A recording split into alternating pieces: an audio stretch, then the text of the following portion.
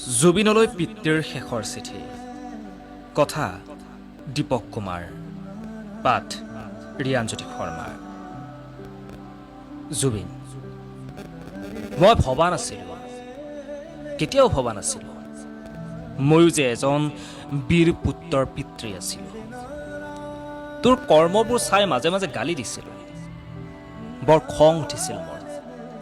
কিহৰ বাবে এনেকৈ মানুহবোৰ তোৰ ওচৰলৈ আহি থাকে তই মন্ত্ৰী নে কোনোবা ডাঙৰ ৰাজনীতিবিদ কিহৰ বাবে ইমান সহায় তোৰ আচৰিত হৈছিলোঁ মই তোৰ কৰ্মবোৰ চাই এতিয়া ভালকৈ উপলব্ধি কৰিছোঁ তোৰ গীতৰ প্ৰতিটো শব্দই আজি মোকে নহয় গোটেই অসমীয়াক কন্দুৱাই আছে জুবিন নাতি এটা চোৱাৰ বৰ হেঁপাহ আছিল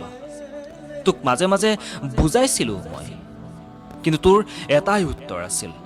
গোটেই অসমীয়া হেনো তোৰ সন্তান তই মাজে মাজে কৈছিলি যে তোৰ কোনো জাতি নাই তোৰ কোনো ধৰ্ম নাই তেতিয়া মোৰ বৰ খং উঠিছিল কোনোৱে এই কথাক লৈ ঠাট্টাও কৰিছিল মই তেতিয়া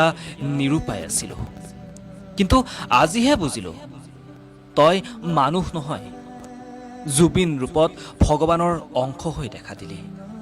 তোৰ মৃত শৰীৰ চাবলৈ আজি প্ৰচণ্ড ৰ'দৰ তলত লাখ লাখ জনতা বিশ্ব ৰেকৰ্ড হ'ল তোৰ দেহ চোৱা মানুহৰ সংখ্যাৰ আজি মোৰ উপলব্ধি হৈছে তই কোৱা সেই কথাটি গোটেই অসমীয়া হেনো তোৰেই সন্তান জুবিন আজি মই জীয়াই আছোঁ যদিও অন্ধ ধৃতৰাষ্ট্ৰৰ দৰে জীয়াই আছোঁ আনে কোৱাবোৰ শুনি গৈছোঁ নিউজত যি পঢ়িছে তাকেই বিশ্বাস কৰিছোঁ তোৰ বোলে পানীত ডুবি মৃত্যু হ'ল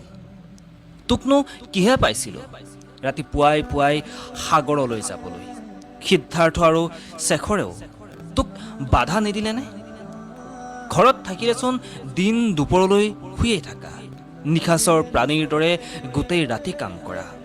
আৰু গোটেই দিনটো শুই থাকা ছিংগাপুৰত বাৰু মনটো কি হ'ল মই গালি পাৰিলে কেৱল এটাই উত্তৰ আছিল দেউতা হ'ব মই মেনেজ কৰি ল'ম আজি ক'ত মেনেজ হ'লো নে কোনোবাই তোক মেনেজ কৰিলে বাছা জুবিন তই যে প্ৰগ্ৰেমৰ পৰা আহিয়েই ৰাতি 2 বজাত হ'লেও মোৰ লগত কথা পাতা দেউতা দৰৱ খালিনে বুলি এতিয়াও আহিবিনে শুনাই মোৰ ওচৰলৈ মই সাৰে থাকিম কিন্তু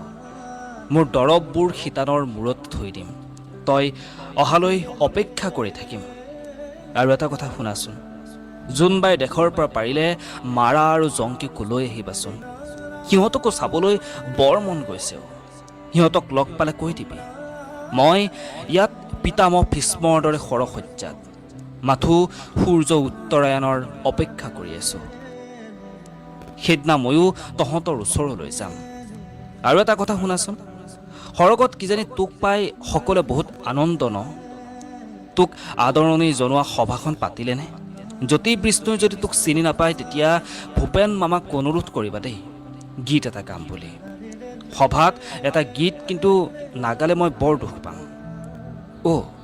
গান এটি গোৱা না মা মাৰাৰ আগতে গীতটো হিয়া খুলি গাবি পাৰিলে মোক সপোনত তাৰ পোনপটীয়াকৈ সম্প্ৰচাৰ দেখুৱাবি এই আশাৰে মই অপেক্ষা কৰি থাকিলোঁ ইতি তোমাৰ মৰমৰ পিতৃ ধন্যবাদ